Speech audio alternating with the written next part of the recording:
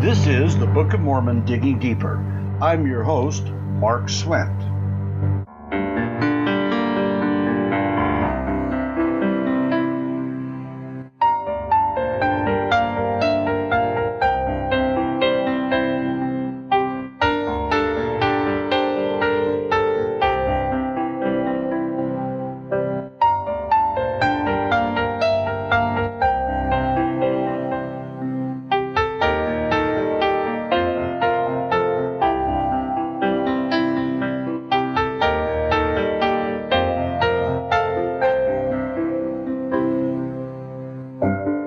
One of the great questions of life is, why do bad things happen to good people? And to a lesser degree, why does life always seem to be a constant procession of trials and tribulations that are apparently an unavoidable component of life? I'd like to take a few minutes today and ponder these issues, and I hope you'll stick around and join me.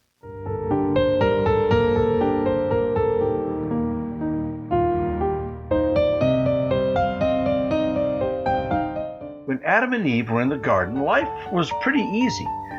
Their primary, and from all indications their only task, was to tend to the garden and eat of the bounty it provided. The climate was obviously quite agreeable, as they needed no clothing for warmth or protection. About the only thing they had to do was not eat of the fruit of the tree of knowledge of good and evil.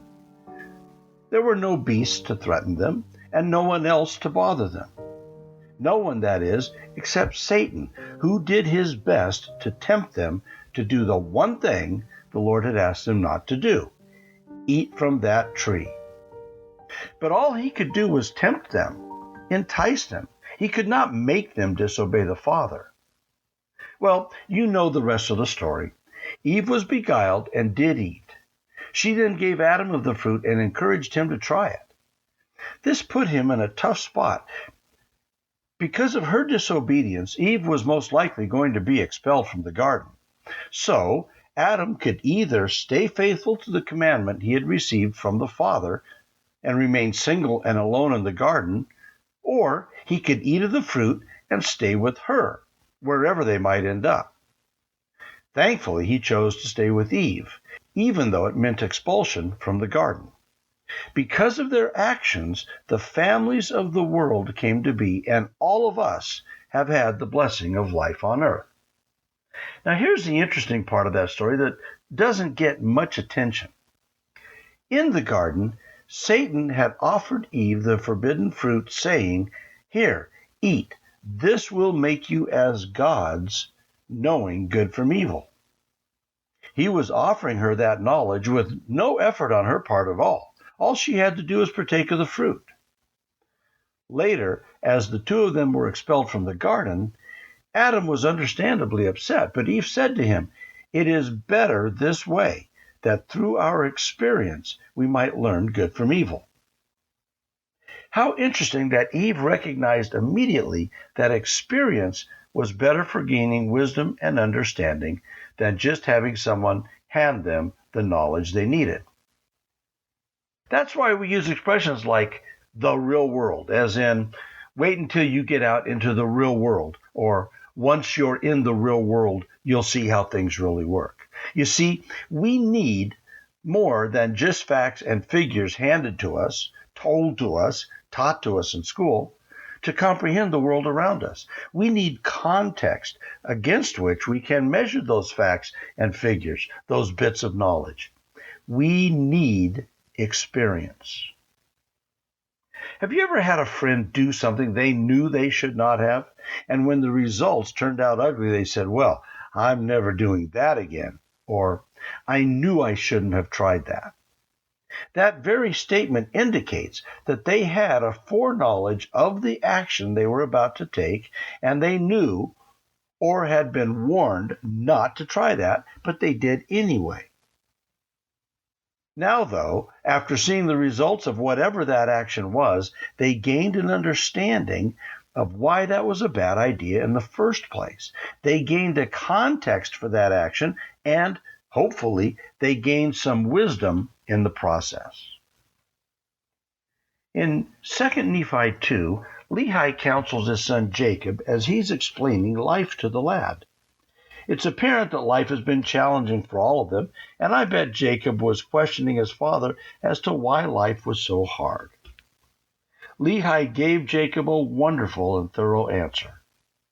He starts by saying, "Thou art my firstborn in the days of my tribulation in the wilderness.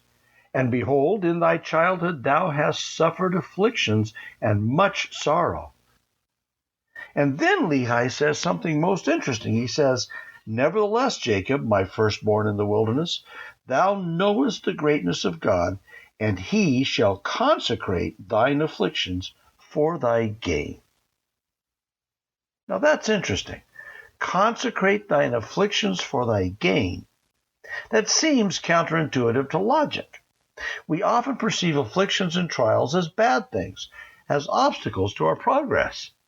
We make plans, and then something always gets in the way to block us from achieving our stated goals. We want things to go smoothly. We want things to work out as planned. How can afflictions be for our gain? What is to be gained from failure? Well, Forbes magazine had an article a few years back entitled, "Why Everyone Should Get Fired at Least Once." That sounds like an odd title for a business magazine, but it contained some very valuable truths, among which was this little tidbit. Quote, "Everybody should get fired at least once. Getting fired is a kind of inoculation against fear. I think everybody should get fired at least once in their career. After they get fired, it will hit them that they don't need to cower in fear of their bosses or anyone else. You can only get stronger with every transition." Close quote. I would add the caveat that you will get stronger, but only if you seek to learn and not allow yourself to get bitter. I think one great tragedy of life is to face adversity or affliction and not learn from it. To be tried, to suffer, and fail to learn and gain wisdom from that experience. Nietzsche famously said, "That which does not kill me makes me stronger." And I firmly believe that, but only if we strive to learn from our experiences. With humility, we can learn from every experience we have, and that is what Lehi meant when he told Jacob that God would, quote, "consecrate thine afflictions for thy gain." When Adam and Eve were expelled from the garden, the Lord said first to Eve, "I will greatly multiply thy sorrow and thy conception. In sorrow thou shalt bring forth children." And to Adam he said, "Cursed is the ground for thy sake. In sorrow shalt thou eat of it all the days of thy life. Thorns also and thistles shall it bring forth to thee, and thou shalt eat of the herb of the field. In the sweat of thy face thou shalt eat bread till thou return unto the ground." In view of that, how could Eve have told Adam it is better this way? How could it have been better? It certainly wasn't easier. Now, instead of eating of the bounty of the garden, they were going to have to eat by the sweat of their brow. They were going to have to toil and labor and till the soil. They were going to have to fight insects and hope for rain to water their gardens. Now they were going to have to fight off beasts and birds that might invade their crops. Life was going to be much harder. For Eve, the labor was going to be even tougher as she would labor to bear children. That in itself would be a major affliction. Today we say a woman has delivered a baby, but the original use of the term for deliver was that the woman was delivered from her labor. Even with regard to the birth of the Savior, it was said of Mary, "And so it was that while they were there, the days were accomplished that she should be delivered." And in Hebrews, Paul spoke of Sarah, Abraham's wife, and said, "Through faith also Sarah herself received strength to conceive seed and was delivered of a child when she was past age." Childbirth was, and still is, a very serious matter. and up until very recently was the leading cause of death in younger women. Historically, the rate could be as high as 3% per birth. And what that meant was that for a woman to have 6, 8, 10 children, which was not uncommon at all, they could face a 30% chance of death during their childbearing years. It is for that reason that a woman was considered delivered from the threat of death each time she got pregnant. In early England, it was common for a woman to make out a will as soon as she found out she was pregnant. And yet Eve said, "It is better this way." I'm sure Jacob was confused when his father told him God would consecrate his afflictions for his good. But Lehi continued on. He explained that trials and tribulations were good for us and, in fact, necessary. He said, "It must needs be that there is an opposition in all things. If not so, my firstborn in the wilderness, righteousness could not be brought to pass, neither wickedness. Wherefore all things must be a compound in one. And if ye shall say there is no law, ye shall also say there is no sin. If ye say there is no sin, ye shall also say there is no righteousness. And if there be no righteousness, there be no happiness. And if there be no righteousness nor happiness, there be no punishment nor misery. And if these things are not, there is no God." It must needs be that there was an opposition, even the forbidden fruit in opposition to the tree of life, the one being sweet and the other being bitter. And then a little bit farther down in that scripture, Lehi says, "And now, behold, if Adam had not transgressed, he would not have fallen, but he would have remained in the Garden of Eden. And all things which were created must have remained in the same state in which they were after they were created. And they must have remained forever and had no end. And they would have had no children. Wherefore they would have remained in a state of innocence." And then listen to this part. It says, "Having no joy, for they knew no misery. Doing no good, for they knew no sin." And then he states bluntly, "Adam fell that men might be, and men are that they might have joy." From these verses, it is made abundantly clear that opposition, we might call it adversity, or trials, or tribulation, is absolutely necessary. Though it might bring heartache and disappointment, it is that very heartache and disappointment that allows us to feel joy and happiness when it is over. We have something to measure against. Otherwise, we would be bored, unchallenged, and unaccomplished. There would be no victories, small or large, in our daily lives. There would be no purpose, no challenge, no effort required, and no growth. I remember a Twilight Zone episode many years ago about a man who was facing death. He was a professional gambler and had not lived a very good life, and as death approached, he wondered if he was going to heaven or to hell.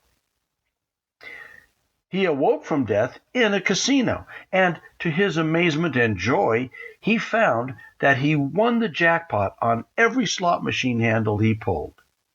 He thought he'd gone to heaven after all. His number came up every time on the roulette wheel.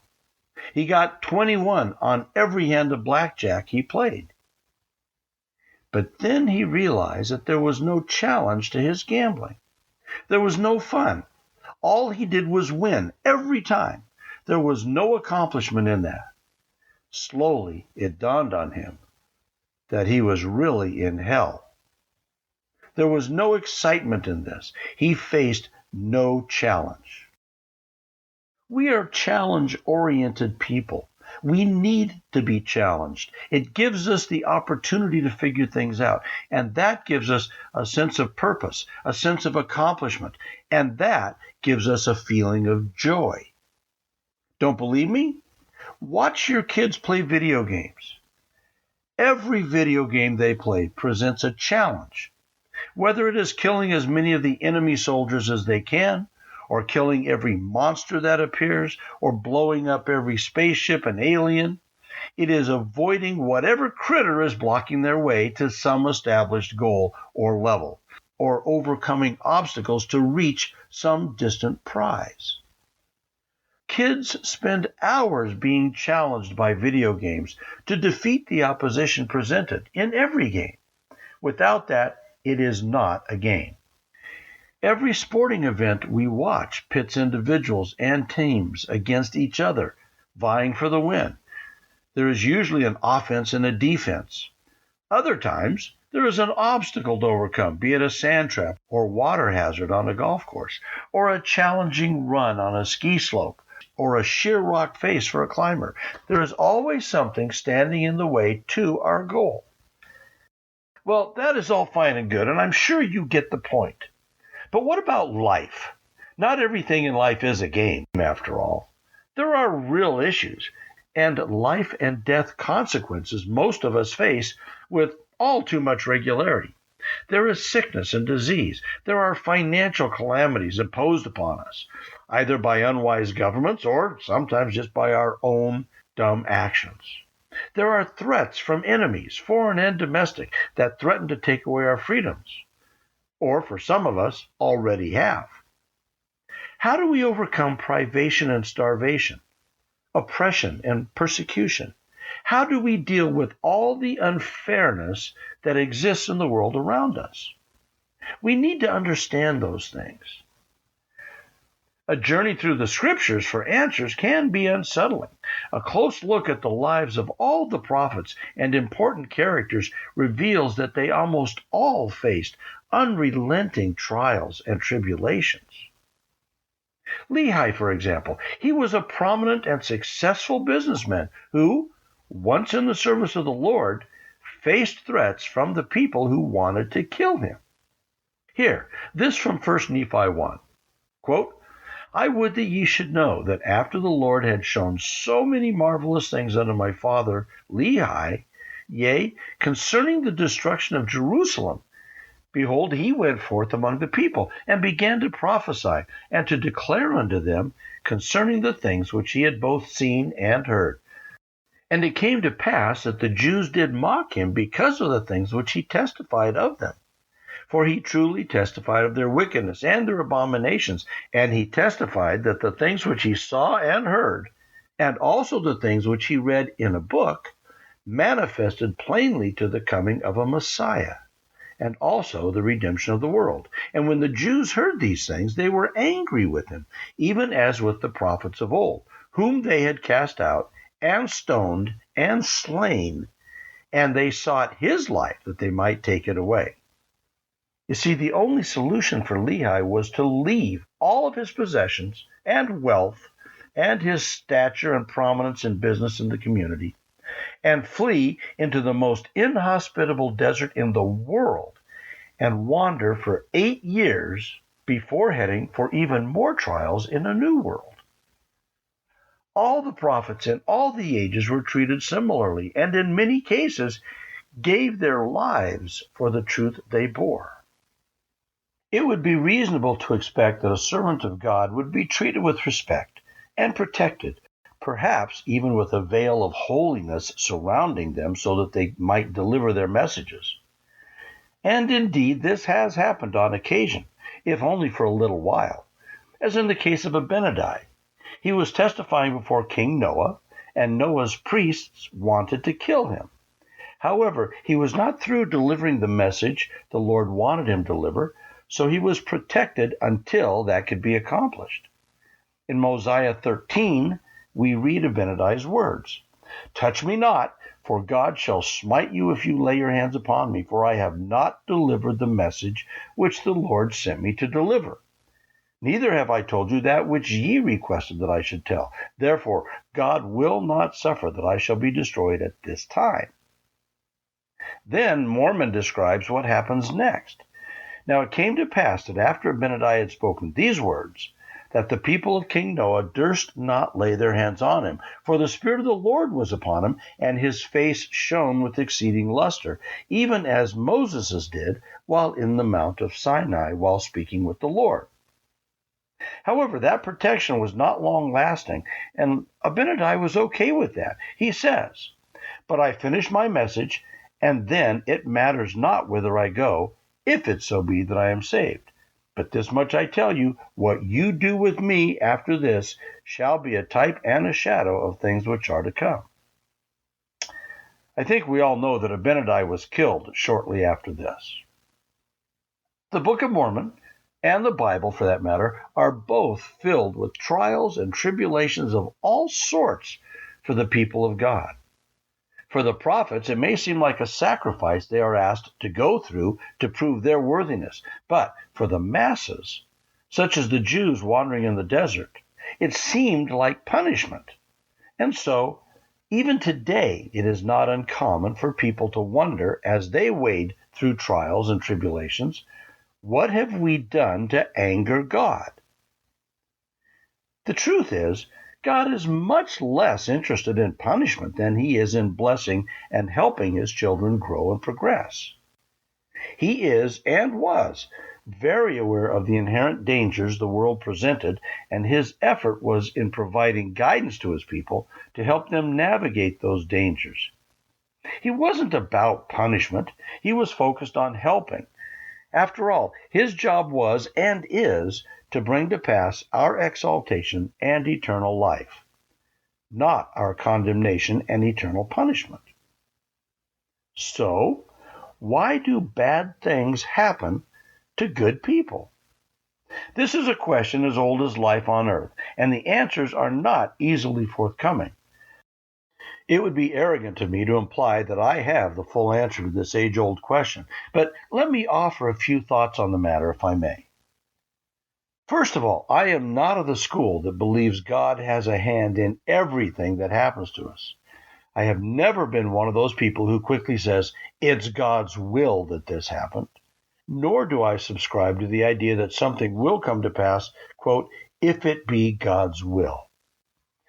This is not to say that I don't believe in God's loving hand over us, or that we have angels watching over us. It's just that I don't think it was ever the plan that we should come down to a world where everything was predetermined for us, and where we are set to follow some prescribed path designed solely for us. I believe the earth was prepared for us to be a place where we could get experience. And life on earth, this mortality, has its own inherent perils and threats. And it is navigating those perils and threats that mortality presents that gives us experience. And through that experience, we win or lose. We live or die. But through it all, if we are wise, we gain wisdom and understanding. With that wisdom and understanding, we come to understand that life is challenging for all of us. And with that understanding, we ought to learn to have empathy and patience and love for all of our fellow earthly travelers. What experience we gain here on earth is determined to a large degree by the choices we make and the paths we choose to follow. I get a kick out of the expression, "everything happens for a reason," and sometimes the reason is you're stupid and make bad choices. Well, that may be a little harsh, but the fact is, we are often victims of our own choices. The truth is, every decision we make will naturally lead to some consequence, good or bad, or, at very least, just experience. Those consequences are the events that shape our lives and make us who we are. Well, that's only partly true. It is how we let those consequences affect our lives that really does the shaping. If we are not careful, we can let bad experiences make us bitter, cynical, revengeful, or hateful. I guess it could be said that it doesn't really matter too much what happens to us, as much as what we do with the experiences and the challenges that we do face, the events that do happen to us. Do we grow from them? Do we let them set us backwards? What do we learn? Will the lessons we learn allow us to move forward better next time with a wiser choice? The reality is that life is so full of experiences that all of us get a mix of good and bad. All of us usually get through them well enough, but on occasion we all let something set us back. That is okay. Setbacks can be beneficial. As Lehi said, speaking of Adam and Eve, quote, "Wherefore they would have remained in a state of innocence, having no joy, for they knew no misery, doing no good, for they knew no sin." Having no joy, for they knew no misery. What an interesting idea, and it points to exactly why we came to this earth in the first place. To gain the eternal perspective that will most beneficially serve us throughout the eternities. We need to know why good is good and bad is bad. Now, true, not everything that happens to us is a consequence of our own choices. There are things outside of our control or decision making that happen to us.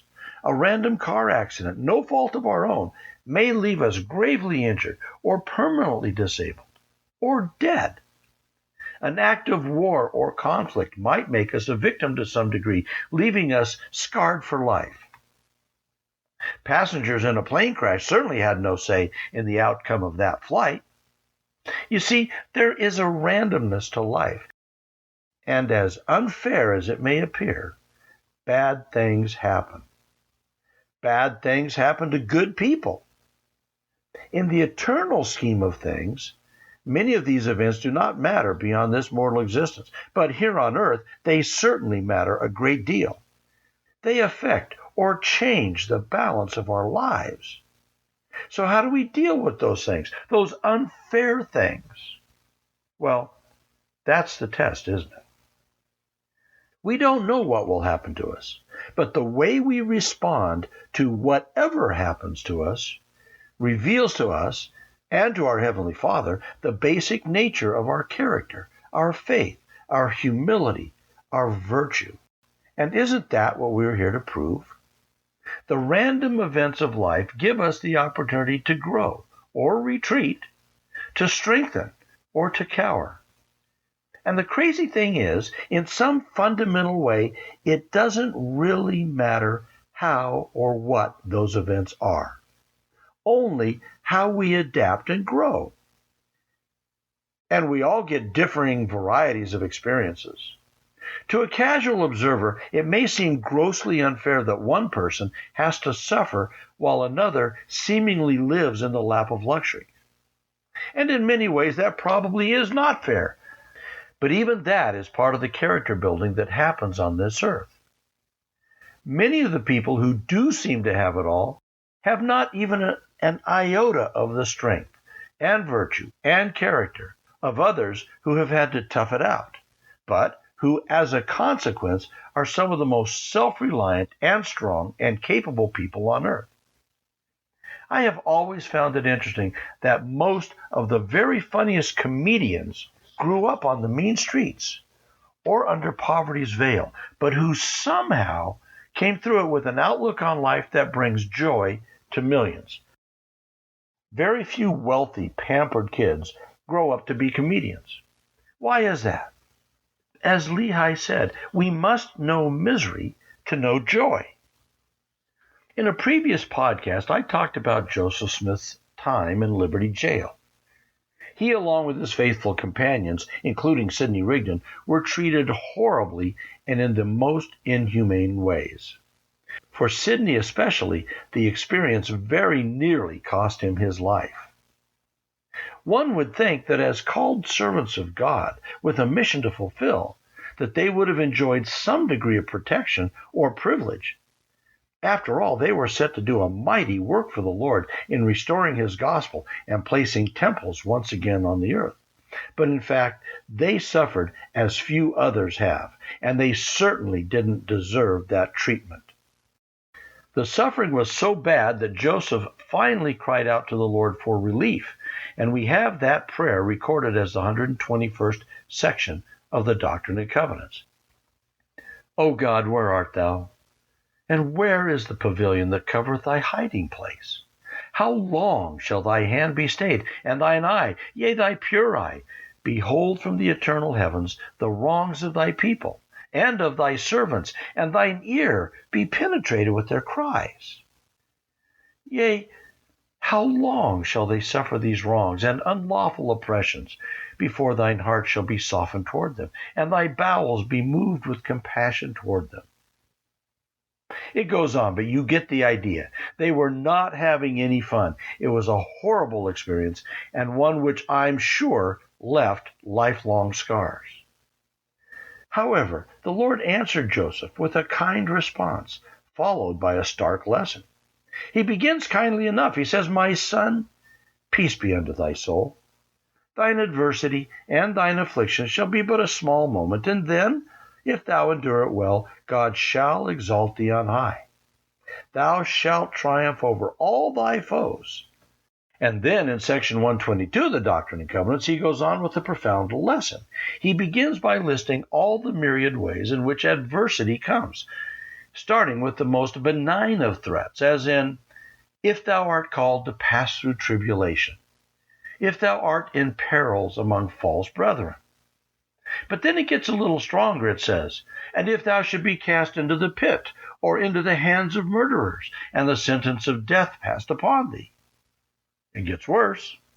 If thou art cast into the deep, if the billowing surge conspire against thee, if fierce winds become thine enemy, if the heavens gather blackness, and all the elements combine to hedge up the way.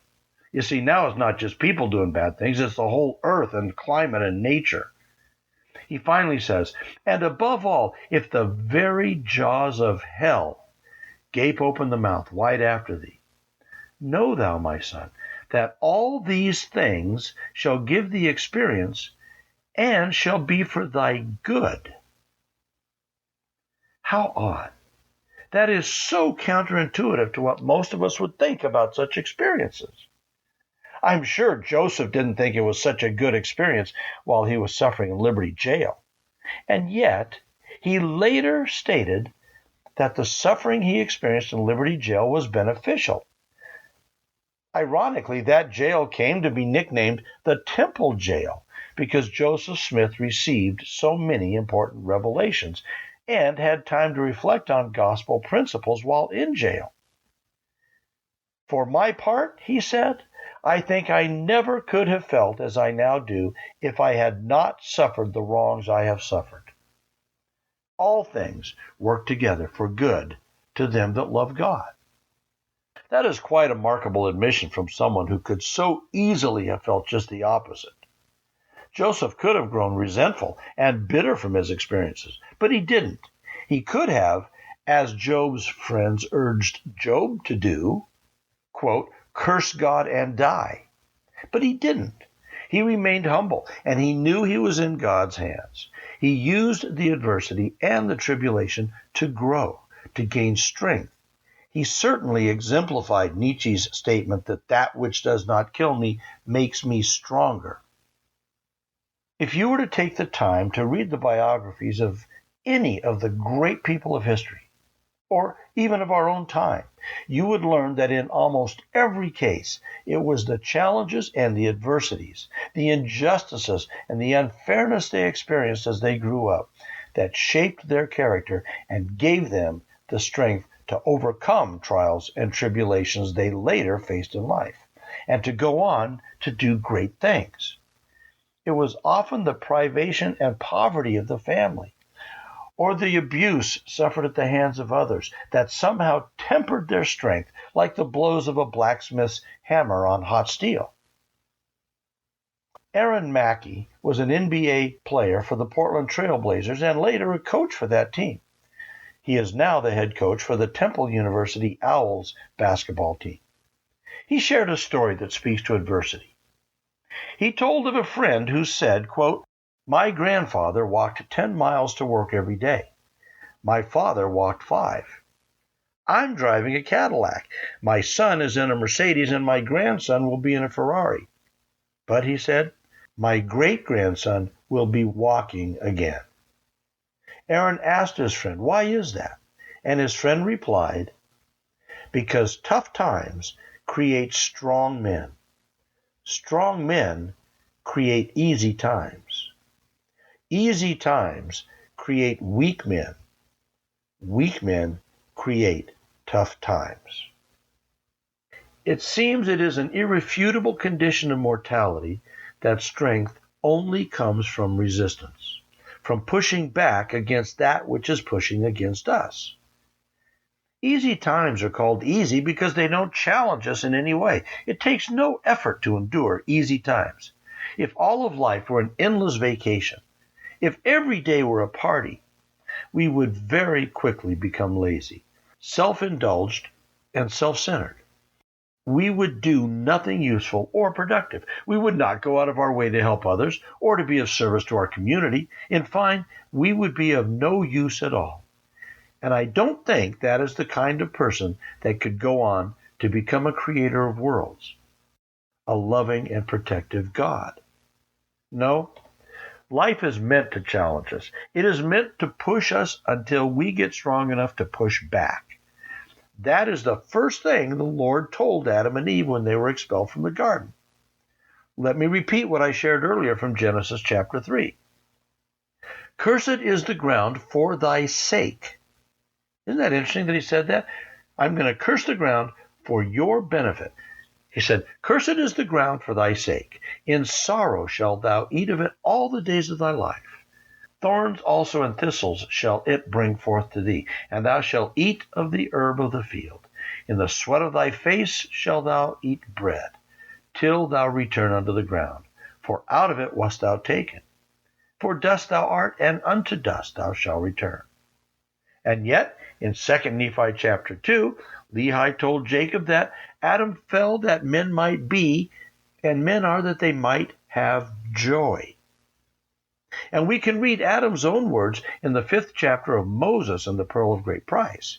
He says, And in that day Adam blessed God, and was filled, and began to prophesy concerning all the families of the earth, saying, Blessed be the name of God, for because of my transgression my eyes are opened, and in this life I shall have joy.